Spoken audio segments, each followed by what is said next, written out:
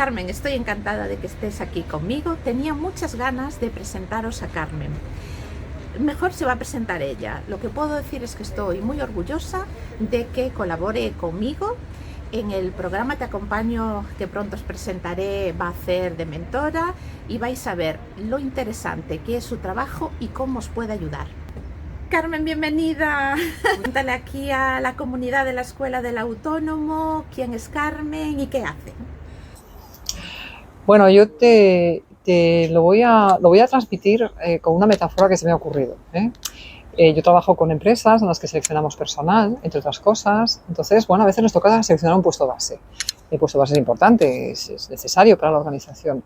Pero si cometemos un error, porque a veces el perfil pensábamos que era el adecuado, pero no lo es, bueno, no pasa nada. Las repercusiones que tiene son muy limitadas. Y además es un puesto bastante sustituible. Esa es la realidad. Sin embargo, si cuando seleccionamos un CEO, somos conscientes de que va a tener que tomar decisiones estratégicas, de que va a tener que trabajar con otros, va a tener que rodearse de un equipo adecuado, va a tener que entender la cultura de la organización y transmitirla, va a tener que tomar decisiones en situaciones difíciles también. Entonces, ¿ahí qué es lo que buscamos en un CEO? Pues en un CEO no buscamos solamente las habilidades técnicas. Que esas ya contamos que las tiene. Claro, las tiene porque... Si no, ya no vamos a ningún lado, ya no lo vamos a seleccionar. Ya no va a ser CEO, pero necesita otro tipo de habilidades que llamamos habilidades blandas. Necesita pues todo esto que acabo de decir.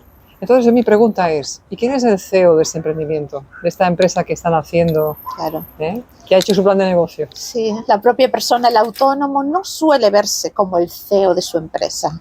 Pues y lo es, y tanto que lo es. Pues lo es porque es va a tener el CEO, que tomar... el operativo, el secretario, el claro, todo. Pero su valor real es el que le dé. Son las decisiones estratégicas que va a tomar. Las relaciones que sea capaz de construir, la manera que tiene de gestionar sus propias emociones ante las situaciones difíciles o no tan difíciles que se va, porque también tiene que gestionar el éxito, que a veces se nos olvida. Tan difícil, Pensamos en que podemos fracasar, pero ojo que el éxito también... crecimiento, qué difícil es. Eso es, y los que sabemos, los que somos CEOs, lo sabemos, ¿verdad? Cierto, cierto. Ahora que les queda claro que las habilidades blandas son importantísimas, bueno, seguro que la palabra incluso habilidades blandas ni las conocen. Cuando a alguien le digo, hay una subvención que cuando contratas a una persona es obligatorio que le den formación en habilidades blandas. Y cuando le digo eso, dice, ¿qué es eso de habilidades blandas? ¿Qué va a tener que aprender mi empleado? ¿Qué son las habilidades blandas? Pues mira, son todas estas habilidades que me permite comunicarme con los demás, trabajar en equipo con otros, gestionarme yo para poder gestionar lo que me toca en cada momento, asignar prioridades, saber organizarme. Digamos que son esas habilidades que llamamos transversales. ¿Por qué? Porque son necesarias, hagamos lo que hagamos. Da igual que seas panadero, como que seas asesor, como que seas coach o como que seas, pues no sé, vendas música o libros. Y eso no se aprende en ningún lado, se aprende solo con la experiencia. Bueno, eso se puede aprender, porque evidentemente, igual que aprendemos a cómo organizar mejor esto que tenemos delante, pues aprendemos también a organizarnos nosotros, ¿no? A definir prioridades, a gestionar nuestras emociones, a comunicarnos mejor con los demás. Hay muchísima investigación ya detrás de todo esto. Hay muchos libros que pueden empezar muchísimos a leer. Libros y muchísima experiencia porque la humanidad ya lleva sus años encima de la Tierra. O sea, que quien quiera empezar, ¿puede empezar leyendo algunos libros? Puede empezar leyendo. Algunos? A ver, la lectura nunca sobra, pero cuidado. A veces pensamos que por leer ya sabemos. Claro, no es suficiente. No es lo mismo leer que saber. Y que saber hacer, que es un paso adicional. Ese es tal vez el problema. Y te voy a poner un ejemplo. Es como cuando estudiábamos. Sí. Me leo los apuntes. ¿Me lo sé? No. Me leo los apuntes y los memorizo. Ya me lo sé. Y luego voy al examen y hago el examen. Porque había gente que cuando llegaba al examen se ponía tan nerviosa, se quedaba tan bloqueada, que a pesar de haber hecho muy bien los dos primeros pasos, luego no era capaz de llevar a cabo el tercer paso. Cierto. Así que para saber hacer, que es lo que nos ocupa ahora mismo, necesitamos no solamente leer, sino integrar lo que leemos y además practicar, entrenar. Ahí es donde entra la figura del mentor. Justo, ahí es donde entra la figura del mentor. Porque si valiese con leer, vamos, hay una biblioteca extensa, tenemos millones de volúmenes. Ejecutabas y listo. Es como, si me permites, la gente a la que ve los vídeos de TikTok, y cree que cuando ve un vídeo de TikTok, como es tan simple lo que le están diciendo, pues ya sabe. No. Vale, tienes una, Una idea. puede ser divertido, tienes una idea, pero de ya saber hacer hay todavía un paso Ajá. importante. Tú en principio el servicio de mentoring para pequeñito autónomo no lo haces, Bueno, pero integrado en un programa sí que, ¿verdad? bueno, yo Van a poder contar con Carmen y Lu. Yo modestamente, y además me encanta porque creo que ya después de toda la trayectoria profesional que llevo, pues a mí me encantaría poder ayudar a estos seres que nacen, ¿no? Estos proyectos nacientes y por supuesto a sus gestores, a sus CEOs, a ser mejores. Yo trabajo con CEOs que llevan muchísimas responsabilidades y grandes equipos y ellos tienen carencias y son conscientes de sus carencias y por eso me contratan. Claro. Entonces, si yo puedo poner al servicio, ¿no?, de estas personas que tienen menos presupuesto, menos habilidades, pues yo creo que haremos un gran favor a sus propios proyectos, porque honestamente, Bego, creo que no hay nada más frustrante que iniciar un proyecto con la ilusión y las ganas y el empeño que le tienes que poner, con el coste económico y personal que tiene y fracasar por no haber hecho las cosas bien. Y es porque no saben organizarse, no saben por dónde empezar, tienen una idea siempre está bien, tienes los conocimientos técnicos probablemente para hacerlo, pero todavía no son conscientes de todo lo que supone montar una empresa y de ahí el índice de fracaso tan gigantesco. Así que le expliquemos que hay personas que le pueden apoyar y orientar, igual que yo en la fase de sus números, haciéndole entender sus impuestos, les puedo ayudar, que sepan que hay gente que les puede ayudar en la fase previa, que muchas veces esa fase previa puede llegar a que esa persona se dé cuenta que no está hecha para el emprendimiento o que le faltan tantas habilidades para tener éxito en el emprendimiento que igual no es lo suyo. Le vamos a tener que hacer un checklist. Sí, mira, ya me vas dando alguna idea. Primero contesta esto y después te reúnes con Carmen y vemos... Pues no sería ninguna mala idea, ¿eh? ¿Verdad? Sí, hacer un pequeño chequeo como inicial de un poco por dónde andas. Chequeo previo al emprendimiento, lo veo. Eso ya lo tengo hecho, ¿eh? Sí, ¿no? Sí. Ah, Lo mira, tengo ya ves. perfectamente montado. Ah, vale, entonces ya Carmen nos lo tiene preparado. Mira, ya no tengo que darle más vueltas. ¡Qué bien!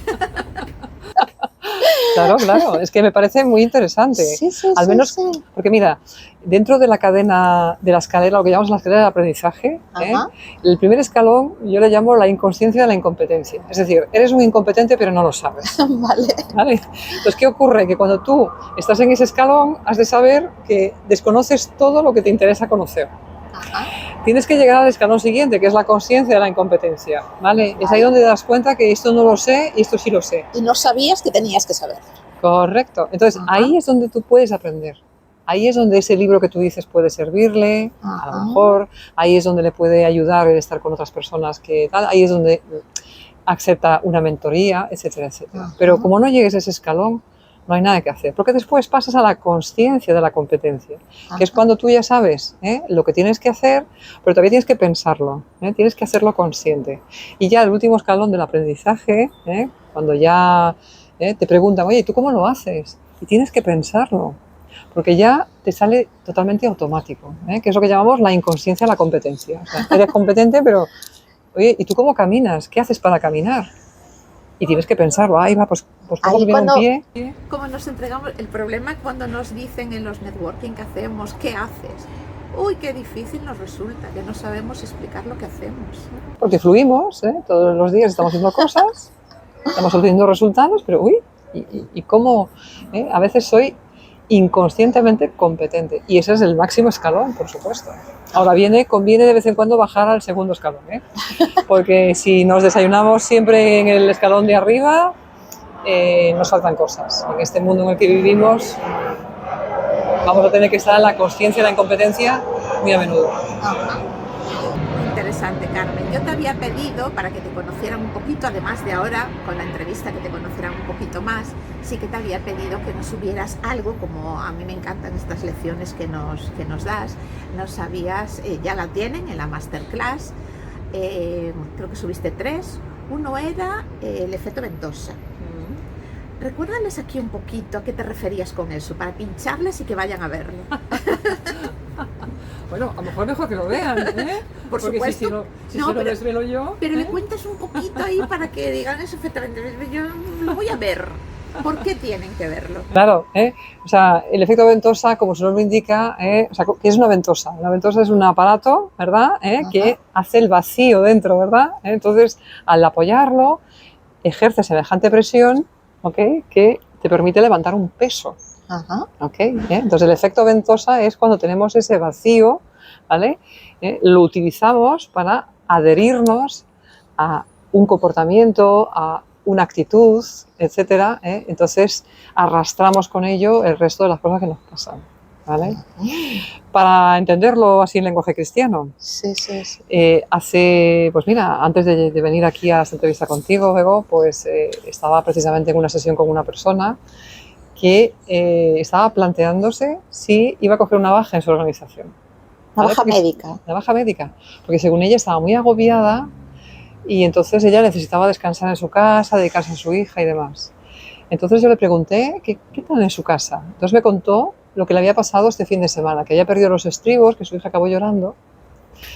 Entonces la pregunta que le hice es, ¿cómo esto te está enseñando respecto a esto que tienes aquí? Estás en tu vida privada, fin de semana, ¿y cómo eso te ocurre? Entonces ella de repente empieza a pensar y dice, ah, claro, es que soy yo. Y digo, pues sí, ese es el efecto ventosa.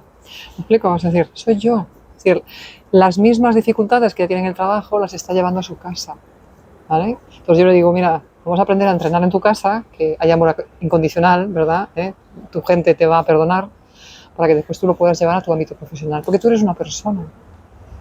Y estar en casa no te hace mejor persona, ni peor persona, Tienes que tener esas habilidades y esas estrategias para, en un momento dado, ante una presión externa, que las tenemos todos los días, pues poder reaccionar, no, sino responder, y responder adecuadamente. Que sepa reaccionar. No sé si ya dijiste que era psicóloga, pero ahora queda claro, ¿no? Bueno, puede ser. Sí que es psicóloga, pero adaptada mucho al mundo de la, Sí, porque de la además, empresa. y si me permites, yo en mis inicios pensaba dedicarme a la parte clínica, pero me tiraba mucho el mundo empresarial, siempre me ha tirado mucho, ¿no? Me parece que emprender es grande, me parece que es donde las personas tienen ahí una parte importante de su vida, o sea, nos pasamos 37 años, ¿verdad? Trabajando, o sea, es una parte muy importante de nuestra vida y es lo mejor de nuestra vida. Sí, ¿Vale? sí, De nuestra sí. vida consciente, porque luego lo que queda son 4 telediarios y lo del principio casi no nos acordamos, ¿no?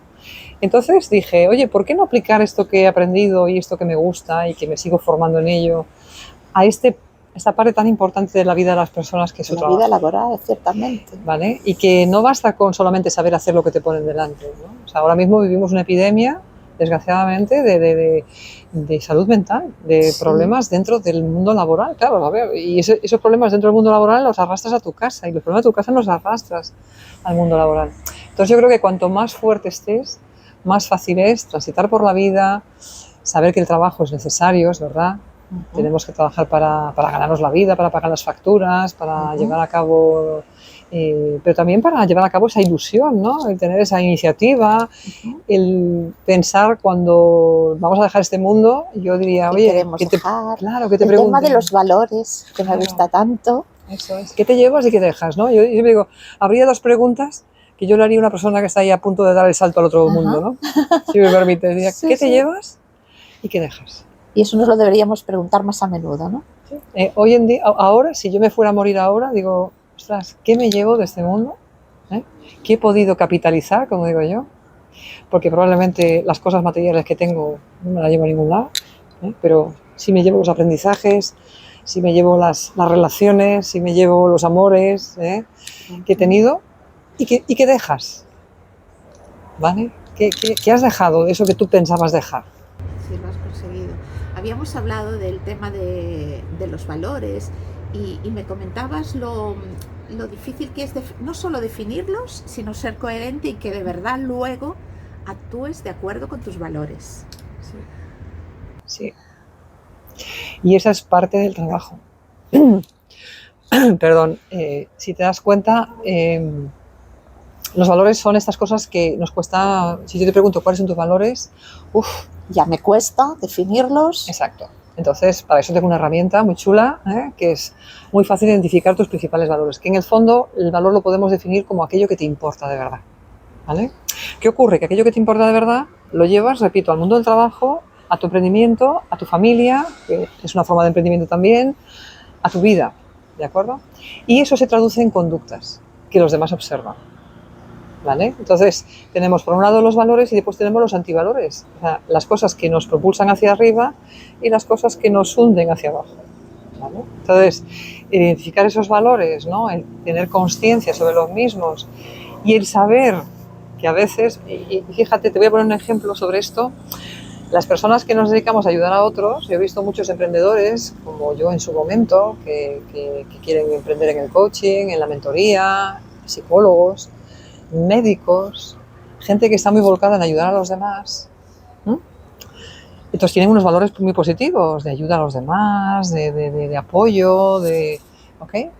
Tienen incluso valores sobre sí mismos, ¿no? De autoconocimiento y demás, pero resulta que les faltan los valores estratégicos de negocio. Falla mucho esto. Porque les preocupa cobrar. Y a veces hacen gratis. Sí, aquello y no que... quieren vender. Y no quieren vender. Eso es feo. Claro. Entonces hacemos una revisión así un poco de tus valores para que te des cuenta que tienes que tener valores en las tres áreas. En la tuya, cómo te relacionas contigo mismo, en la de los demás, cómo te relacionas con los otros y después cómo te relacionas con el negocio, con la estrategia. Porque si no, tu emprendimiento... Efectivamente. Pero yo les digo, ¿tú crees que eso es sostenible? Es decir, si tú no cobras o cobras por debajo de lo que tienes que cobrar, ¿tú vas a poder seguir ayudando a la gente? Claro. Esa parte la recalco mucho, pero ya veo que aún no es suficiente porque no acabo de verlo en los resultados de los clientes, sobre todo cuando empiezan ese miedo a cobrar. Entonces empiezas cobrando poquito, como cobras poquito y encima tienes pocos clientes, obviamente no te puedes mantener, con lo cual no puedes ayudar a nadie finalmente. Entonces hay que darle la vuelta y entender que el cobrar lo que tienes que cobrar un determinado nivel es lo que te va a permitir seguir ayudando. Justo. Y lo más importante, además, es darle valor a tu servicio, a tu producto. ¿Vale? Si tú no se lo das, efectivamente. Justo. ¿Cómo se lo va a dar el otro? Y hablábamos también en una ocasión del todo gratis, de que esa idea de que en internet es todo gratis y que entonces no voy a pagar por algo que me pueden dar gratis, y si tú coges todo gratis, luego resulta que tú tampoco cobras, porque no valoras el trabajo de los demás y tampoco eres capaz de hacer que tus clientes valoren el tuyo. Ese es un problema muy grande que veo muy a menudo. Sí. Pero eso se puede mejorar, ¿verdad?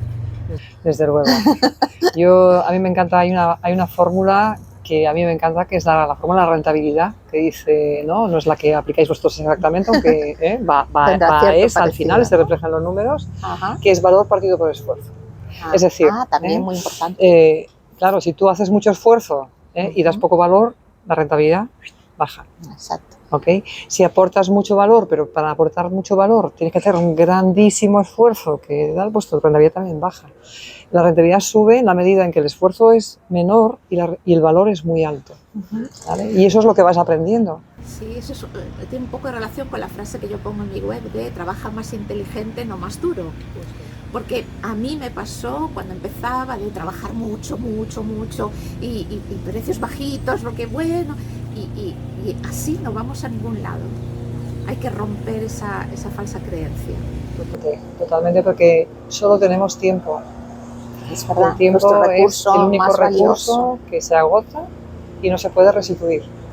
Entonces nuestro tiempo, nosotros cobramos tiempo. Exacto. ¿Vale? Tiempo de aprendizaje, tiempo de hacer el servicio, tiempo de ponerlo a disposición del cliente, tiempo de estar con el cliente. Eso es lo que cobramos, tiempo. Claro, y luego hay que hacerles ver que aunque dediquemos poco tiempo, le estamos resolviendo problemas. El cliente lo que ve es el valor. Sí. El cliente no va a ver el esfuerzo que tú tienes detrás. Exacto. Pero hay que hacérselo ver, ¿no? El valor que te estoy aportando. Eso es, si tú le aportas el valor, entonces es eso lo que vas a cobrar. Ahora tú sabes que para que tu rentabilidad no sufra, tienes que trabajar sobre el esfuerzo. Por eso tienes que saber organizarte, tienes que saber priorizar, tienes que hacer una serie de cosas para no morir en el intento. ¿Qué ocurre tanto? Así que bueno, ya sabéis lo importantísimo que es tener una buena guía, que hay que analizar nuestros valores, el esfuerzo que ponemos, además de los números, que eso ya os contaré yo mucho sobre ese tema, pero esta parte inicial me parece muy importante que la tengáis en cuenta y saber que vamos a poder contar con Carmen, y para empezar a conocerla, ir a ver sus masterclass, que son imperdibles. Muchas gracias, Carmen, como siempre un placer hablar contigo y nada, hasta siempre. Pues nada, Siempre- muchas siempre gracias, muchas gracias a ti, Bego, por darme la oportunidad de estar con tu comunidad, que es maravillosa, y nada, os espero al menos para hacer la prueba de algodón, ¿eh? Para ese Y checklist para salir inicial con la convicción de que estoy sanita y ya o sanito y y ya que podemos emprender. puedo aprender, ¿eh? Que es un camino bien complicado, pero muy apasionante. Muy gratificante. Muchas gracias, Carmen. Chao.